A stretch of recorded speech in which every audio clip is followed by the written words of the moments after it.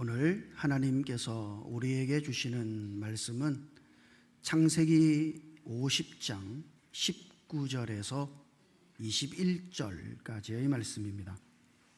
창세기 50장 19절에서 21절까지의 말씀을 제가 읽을 때에 함께 하나님의 음성을 들으실 수 있기를 바랍니다. 요셉이 그들에게 이르되 두려워하지 마소서, 내가 하나님을 대신하리이까. 당신들은 나를 해하려 하였으나 하나님은 그것을 선으로 바꾸사 오늘과 같이 많은 백성의 생명을 구원하게 하시려 하셨나니 당신들은 두려워하지 마소서, 내가 당신과 당신들과 당신들의 자녀를 기르리이다 하고 그들을 간곡한 말로 위로하였더라. 할렐루야.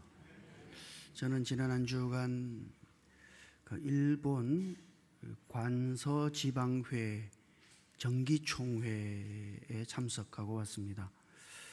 정확하게 말하면 제1대한기독교회 관서지방회예요. 그러니까 이제 우리나라에서 그 당시 조선이죠.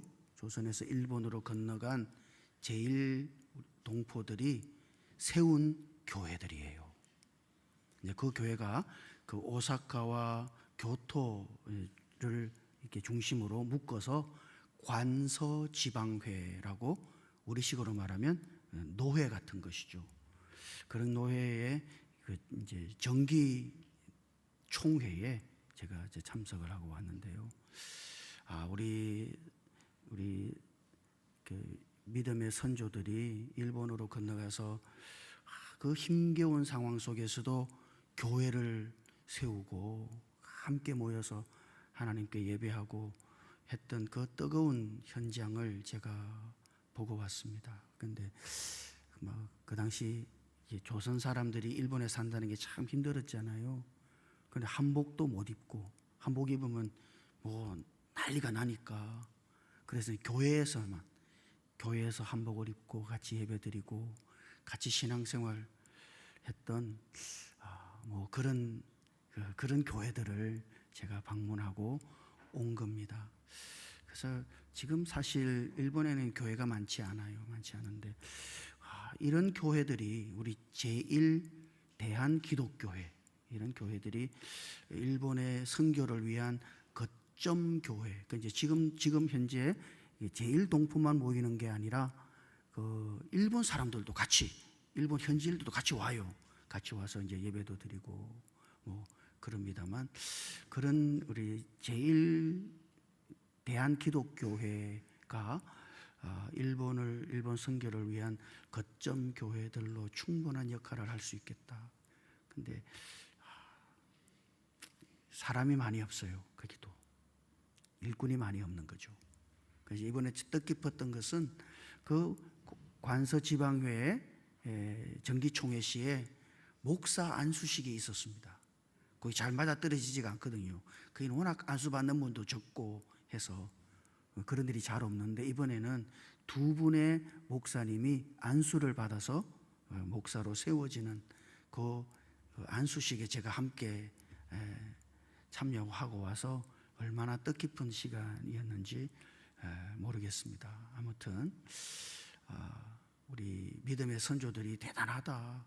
그 힘든 곳 일본에서도 그 교회를 이루고 거기서 함께 모여가지고 같이 예배하고, 큰 교회들도 있어요. 그래도 오사카 안에도 오사카 교회도 있고 교토에도 교토 교회도 있고, 아무튼 일본 선교를 위해 우리도 지금 우리 마음이 많이 식었습니다만 다시 불을 붙여서 일본 선교를 위해 기도해야 하겠다 하는 생각을 많이 가지고 돌아오게 됐습니다. 오늘 어버이 주일입니다만 해마다 이맘때면 가족을 생각하죠. 그죠? 가족을 가장 많이 생각하는 달이 5월 달이잖아요. 부모님도 생각하고 자녀들도 생각하고 또 우리가 혈연 관계 속에 있는 많은 사람들을 생각합니다. 가족이라고 하는 말을 떠올릴 때 따뜻한 사람도 있죠. 그죠? 가족이 따뜻하다고, 가족이 있다는 게 얼마나 큰 행복인가 하는 걸 느끼는 사람도 있을 테고, 그렇지만 모든 사람에게 이 가족이라고 하는 말이 따뜻한 것은 아닐 겁니다. 요즘 TV 프로그램에 보면 상담하는 프로그램들이 있죠. 그 어떤 TV 상담하는 프로그램을 보니까 거기에 이런 글귀를 그들이 모토로 해서 하더라고요. 이 가족이 치르고 있는 전쟁은, 제가 그걸 보고 깜짝 놀랐어요. 가족 간에 이제 갈등 속에 있단 말이죠. 그 갈등 속에 있는 그거를 전쟁에다가 비유를 했어. 그러니까 가정이 전쟁터인 거죠. 어떻겠어요? 얼마나 힘들겠어요.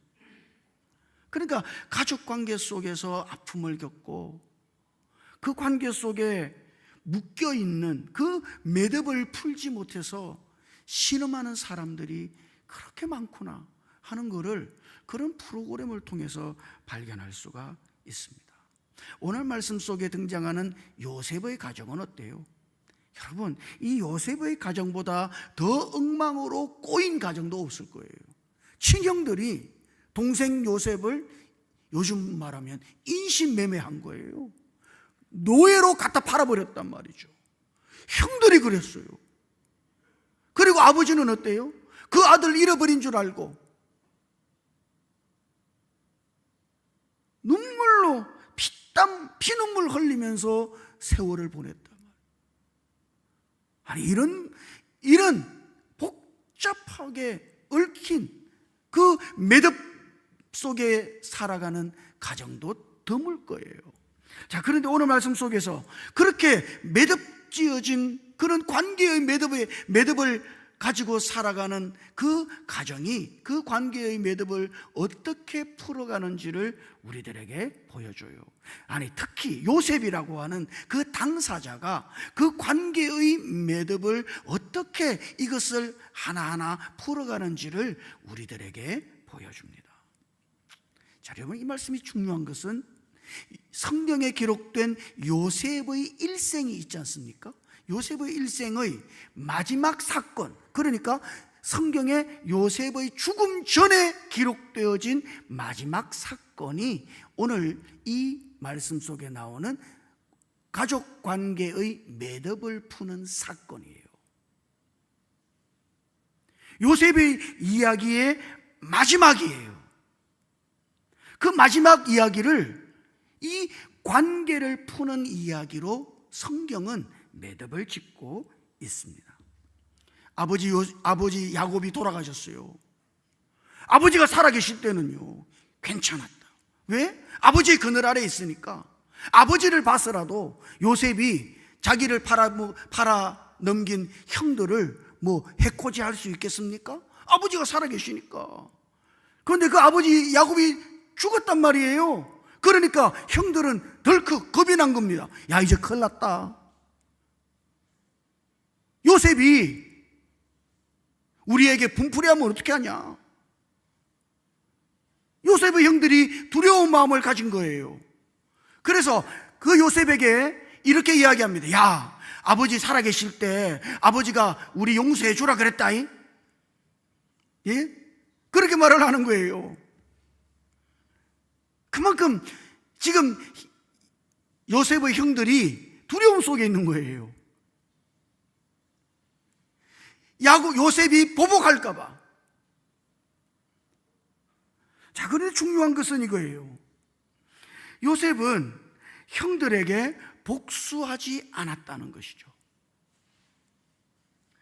분풀이하지도 않고 한풀이하지도 않았어요. 아니, 오히려 오늘 말씀을 읽어보면 간곡한 말로 그들을 위로했다. 여러분, 이 말이 뭐예요? 이 말은 요셉이 형들을 용서하되 하나도 남김없이 용서했다는 이야기입니다. 이 용서의 이야기가 요셉의 이야기의 마지막이에요. 그 다음 이야기는 뭐예요? 요셉이 죽는 겁니다. 그러니까 여러분, 성경에 왜 요셉의 이야기의 마지막 이야기를 이렇게 용서하고 관계를 푸는 이야기로 끝내고 있을까? 그건 왜 그래요? 그것은 우리 인생의 가장 중요한 결산이 관계의 매듭을 푸는 것이기 때문입니다. 여러분, 이것보다 더 중요한 결산은 없어요.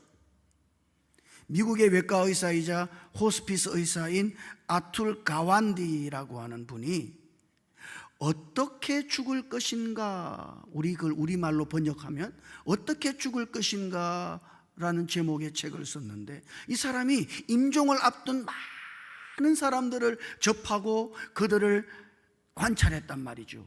그 뒤에 그가 이렇게 결론을 지어요. 사람들이 마지막에 가장 많이 후회하는 것은 더 많은 돈을 벌지 못한 것이 아니라 사랑하는 사람들과의 관계를 제대로 돌보지 못한 것이다. 그 사람들이 죽을 때가 되잖아요. 죽음이 코앞에 와 있어요. 이제 나는 얼마 남지 않았습니다. 그때 사람들은 가장 많이 뭘 생각할까요? 관계를 생각해요. 그래서 가장 많이 후회하는 것이 돈을 더 많이 벌었어야 되는 데가 아니라 내가 사랑하는 사람들과의 좋은 관계 속에서 살아야 되는데, 그렇게 했어야 되는데 하는 후회를 가장 많이 한다는 거예요. 그러니까 여러분, 여러분의 인생의 결산에 있어서 가장 중요한 것은 매듭진 관계를 풀어내는 겁니다. 이것보다 더 중요한 인생의 결산은 없어요. 우리도 언젠가 하나님 앞에 서겠죠. 하나님이 저와 여러분들을 부르실 겁니다. 하나님 앞에 서기 전에 오늘 우리가 해야 할 가장 중요한 일은 뭐예요? 관계의 매듭을 푸는 거예요. 이것보다 더 중요한 일은 없어요. 하나님 앞에 설 것을 생각한단 말이죠. 그런 사람은 어떻게 살아요? 관계의 매듭을 풀면서 살아갑니다. 매듭진 채로 살아가지 마세요. 이 매듭을 남겨두지 마세요. 하나님 앞에 가기 전에 관계의 매듭을 풀고 그렇게 하나님 앞에 설 수 있기를 주님 이름으로 축복합니다.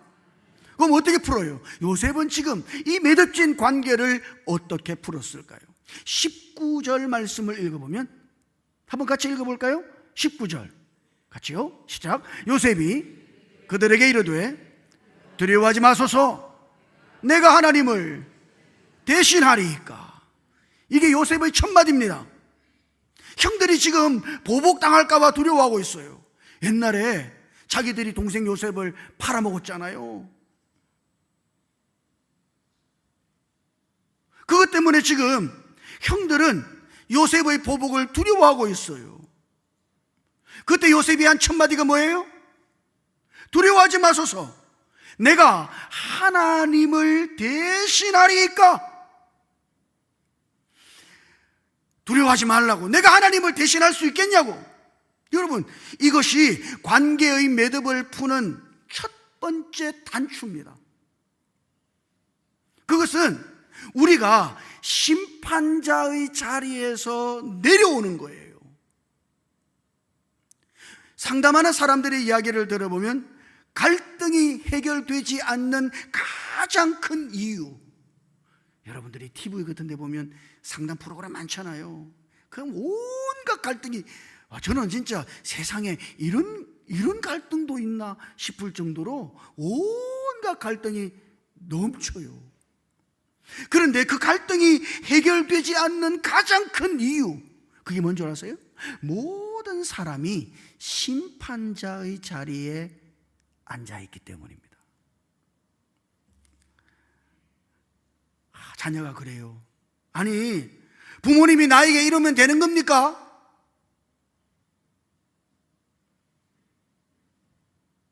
부모님이 저에게 이러시면 안 되는 거 아니에요? 부모님들은, 아니, 자식이 어떻게 이럴 수 있냐고. 남편들은, 어떻게 아내가 이럴 수 있냐고. 모두 다 심판자의 자리에 앉아 있어요. 아니, 신앙적으로 말하면 하나님의 자리에 앉아 있는 거예요. 자기가 마치 심판자인 것처럼. 그래서 이 관계의 매듭이 풀려지지를 않는 겁니다. 여러분, 이 관계의 매듭을 풀려 그러면 가장 먼저 심판자의 자리에서 내려와야 돼요. 그런 용기가 필요합니다. 내가 심판자가 아니에요. 내가 어떻게 하나님을 대신합니까? 내가 하나님입니까? 아니에요. 나는 하나님을 대신할 수가 없어요. 하나님의 자리에서, 그 심판자의 자리에서 내려와야 된단 말이에요. 지금 요셉이 그러고 있는 거예요. 내가 하나님을 대신하니까 나는 하나님이 아니라고, 내가 심판자가 아니라고 내려온 거예요. 일본의 뇌과학자인 나카노 노부코라고 하는 사람이 아주 재미있는 책을 하나 썼어요. 그거는 정의 중독이라는 책입니다. 재밌죠? Justice, 정의 중독. 이분이 신앙인은 아니에요. 그런데 그 책의 부제가 뭐냐 그러면 이렇게 돼 있어요. 인간이 타인을 용서하지 못하는 이유. 그게 그 책의 부제입니다. 사람이 왜 다른 사람을 용서하지 못할까? 그거를 신앙적인 관점에서가 아니라, 이분이 뇌과학자니까 뇌과학의 입장에서 이거를 풀어낸 거예요. 거기 보면 재밌는 게 하나 있어요. 사람이 다른 사람을 비난하고 심판자처럼 정죄하고 단죄하잖아요. 그럴 때 사람의 뇌에는 쾌락 호르몬인 도파민이 엄청나게 분비된대요.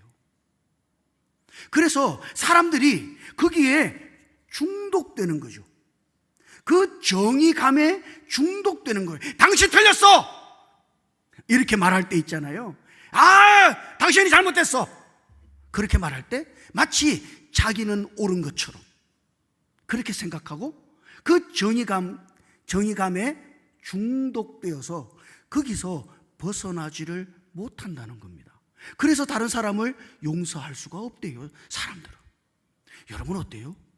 사람들은 저마다 심판자의 자리에 딱 앉아서 다른 사람을 정죄할 때 그 정죄함으로 자기가 쾌락을 얻고 만족하려 합니다만, 아니, 오히려 그 정죄함 때문에 관계가 점점 더 파멸로 치닫게 되는 거예요.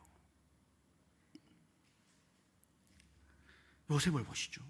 그는 애굽의 총리예요. 그를 막강한 권력을 가지고 있습니다. 그러나 요셉은 심판의 쾌락을 거부해요. 그는 심판의 칼을 휘두르는 대신 그 심판자의 자리에서 자기가 내려옵니다. 나는 심판자가 아니라고. 내가 하나님을 대신하겠냐고. 나는 하나님이 아니라고. 여러분, 이것이 관계의 매듭을 푸는 첫 번째 단초예요. 우리들 모두가 심판자의 자리에서 내려와야 합니다. 하나님 자리에 앉아 있으면 안 돼요. 우리는 심판자가 아니에요. 내가 하나님이 아닙니다. 잘못했다고 당신이.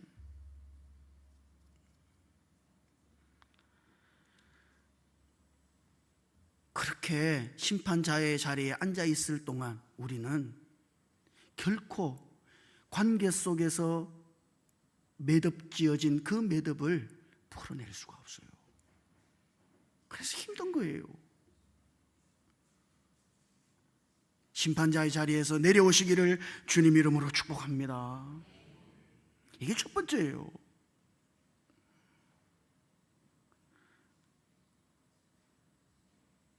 우리 아내들 보면은, 그죠?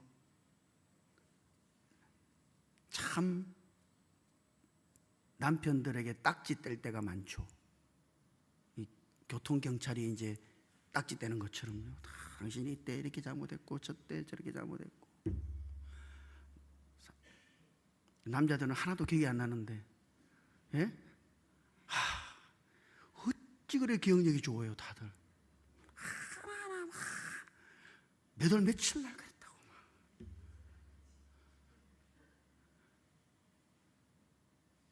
힘들어지는 거예요. 왜 심판자의 자리에 앉아 있어요? 내가 하나님을 대신합니까?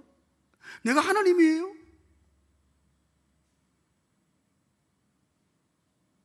심판자의 자리에서 내려오셔야 돼요. 그리고 두 번째, 지금 두 번째 요셉이 하는 말 20절에 있죠. 한번 읽어볼까요? 20절 같이 읽어보십시다. 시작.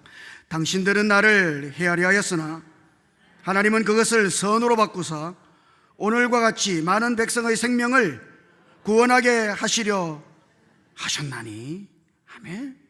지금 요셉은 어떻게 해요? 자기의 지나간 과거 아픔이 있죠. 물론 이게 얼마나 큰 상처예요. 형들에게 버림받았으니까. 그러나 그 지나간 그 모든 과거의 일을 하나님의 섭리로 받아들이고 있는 겁니다. 당신들의 악을 하나님이 선으로 바꾸셨습니다. 하나님은 오히려 그거를 좋은 일이 되게 하셨습니다. 하나님은 오히려 더 높은 차원에서 일하셨습니다. 여러분, 왜 사람들이 다른 사람들 때문에 잠을 못 자요? 저 인간 때문에 내 인생 망가진 것 같거든. 내가 저 사람 만나가지고 내가 저 인간 때문에 내 인생 꼬였어. 그게 여러분 그렇게 생각할 때 잠 못 이루는 거 아니에요? 아니, 내가 만난 그 사건 때문에 내 삶이 무너졌어. 어떻게 용서해요, 그거를? 저 인간 때문에 내 인생 망가졌는데 내가 저 인간 용서할 수 있겠어요? 절대로 용서할 수가 없어요. 그러나 그 사건 자체를 하나님의 섭리 안에서 보고 하나님의 섭리 속에서 그 사건 자체를 재해석할 때 오늘 우리는 그 묶여진 관계의 매듭을 풀 수 있어요.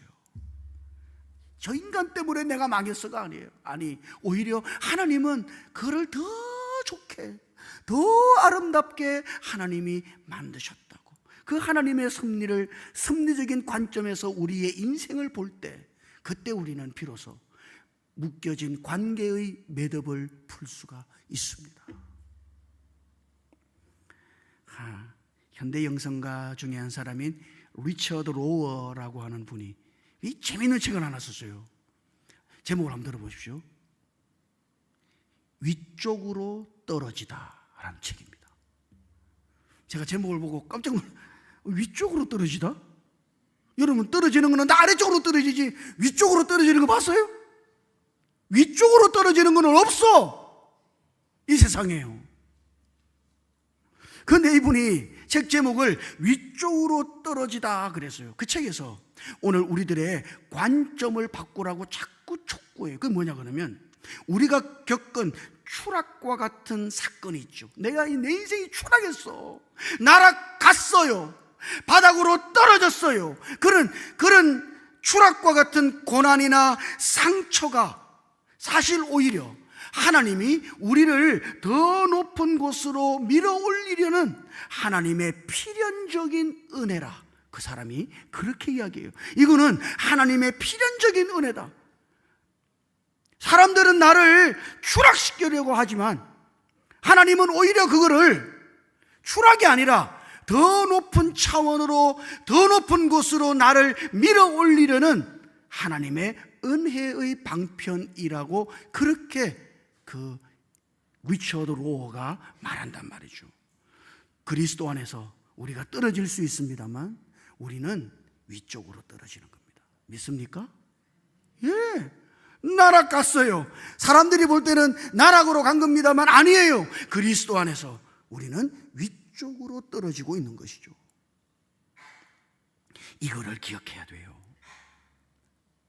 요셉이 형들에 의해서 구덩이에 던져졌을 때 그 요셉의 관점은 뭐예요? 야, 나는 버려진 사람이야. 이게 요셉의 관점이죠. 버려진 사람이야. 보디발의 아내에 의해서 요셉이 감옥에 가 있을 때 요셉의 관점은 뭐예요? 야, 나는 억울한 죄인이야. 나 억울한 사람이야. 그게 요셉의 관점이에요.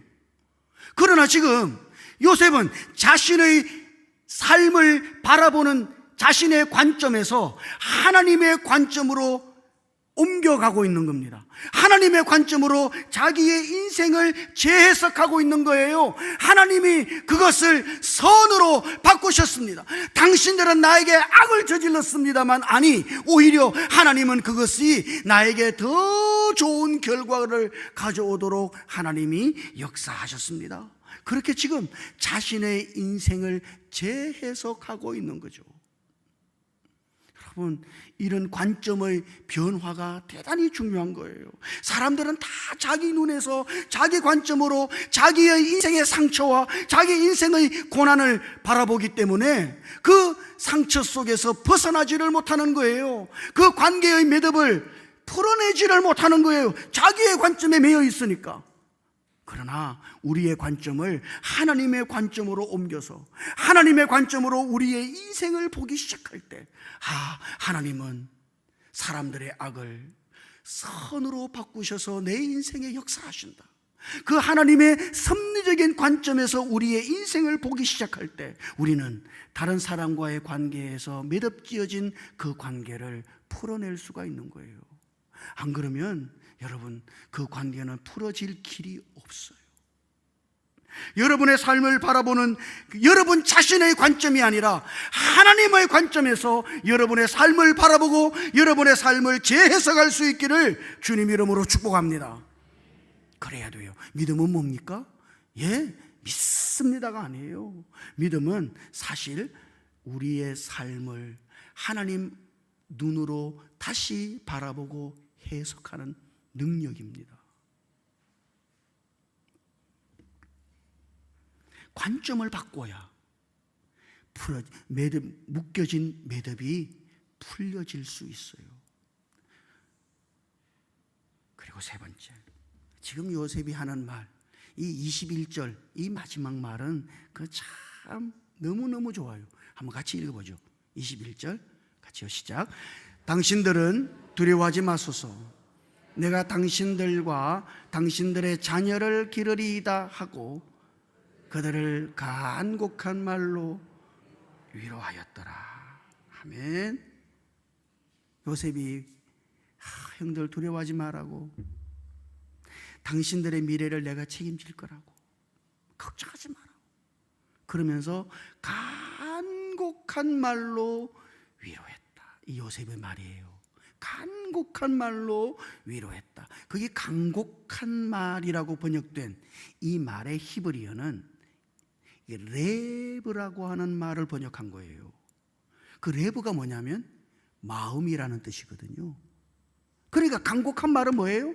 마음에 와 닿는 말이라는 뜻입니다. 원래가. 그러니까 지금 요셉이 자기 형들에게 형들 마음에 와 닿는 말을 지금 요셉이 형들에게 하고 있는 거예요. 그 말을 통해서 묶여진 관계의 매듭을 풀고 있는 겁니다. 간곡한 말 한마디가 묶여진 관계의 매듭을 풀 수 있다. 중요하단 말이죠.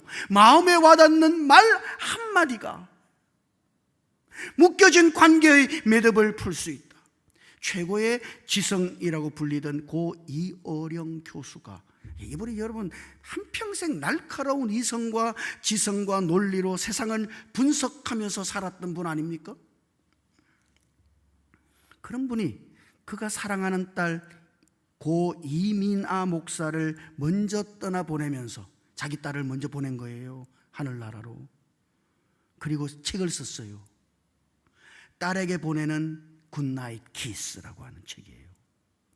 그 책에 보면은 자기가 가지고 있는 이 지식이라고 하는 게, 자기가 가지고 있는 그 철학적인 그런 지식이라고 하는, 지성이라고 하는 그것이 딸의 고통 앞에서는 아무런 쓸모가 없는 것이라고 그렇게 설명하면서 그가 딸을 죽어가는 딸 곁에서 사랑한대,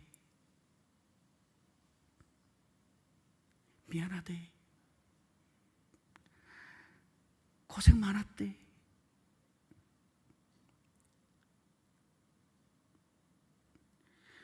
평소에는 너무 평범해서 우리가 너무 평범하니까 아껴두었던 그 평범한 말 한마디를 딸에게 해주지 못한 것이 얼마나 마음에 후회가 됐는지. 그 간곡한 말 한마디, 이어른 교수의 표현에 의하면 표현된 위로, 그 표현된 위로를 자기가 딸에게 해주지 못한 것이 얼마나 한이 됐는지. 그리고 오늘 우리들에게 통일하게 우리들의 인생에 표현된 위로를 하고 살아야 한다고. 간곡한 한마디 말을, 마음에 와닿는 단 한마디의 말이라도 그렇게 하고 살아야 한다고 이 어령 교수가 말하는 거예요. 사랑한대, 내가 미안하다, 고생 많았지.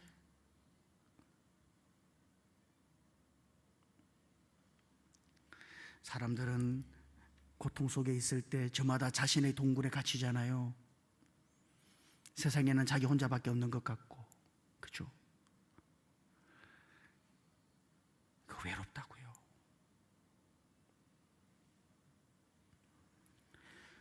여러분의 인생에 잘못을 저지른 사람도 그렇습니다. 그는 괜찮을 것 같죠? 아니에요. 그것도 힘들어요. 외롭고. 그때 잘 보세요. 고생 많았대. 이 한마디 안에는 많은 것이 내포되어 있어요. 네가 당하는 그 고통의 무게를 내가 알고 있대. 나도 너와 함께 그 무게, 그 짐의 무게를 나누어 주고 싶대. 뭐 이런 의미가 그 안에, 그 말 한마디 안에 담겨 있다고요. 예? 부모님들께 건네는 고생 많았습니다. 자녀들에게 건네는 고생 많지. 그 한마디요. 그 한마디가 관계의 매듭을 푸는 대단히 중요한 말이에요. 이게 얼마나 중요한지 몰라요.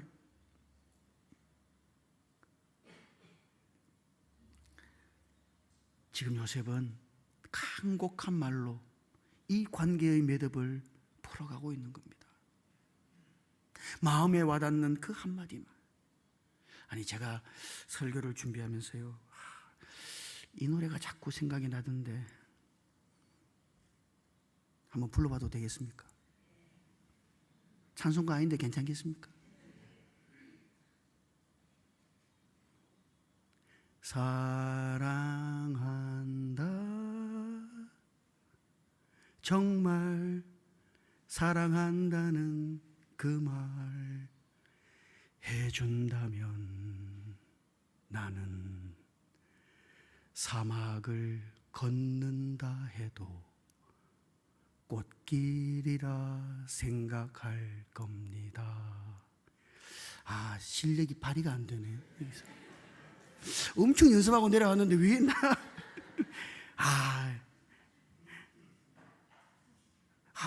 그죠? 사랑한다고. 정말 내가 사랑한다고.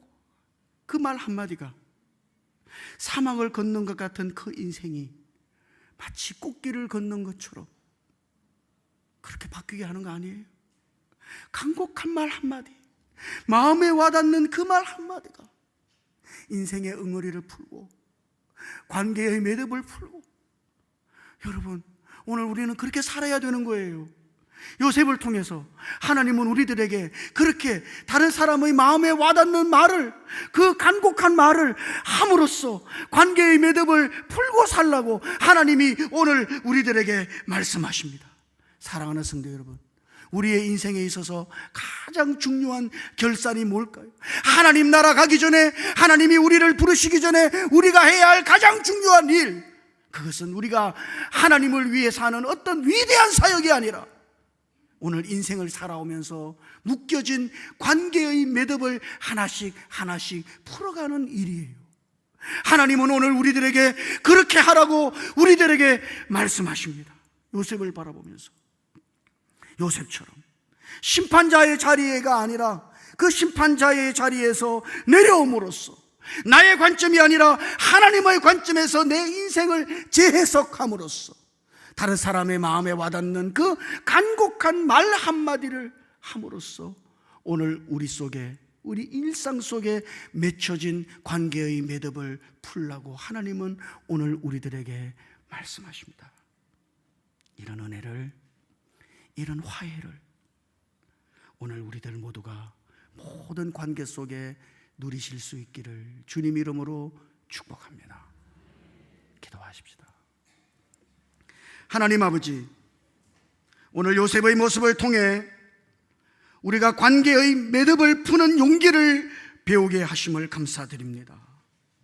우리 마음속에 남아있는 때로 미움과 억울함과 상처를 주님 앞에 내려놓게 해 주시고, 우리가 심판자의 자리가 아니라 용서와 화해의 자리로 나아갈 수 있도록 우리를 인도해 주시옵소서.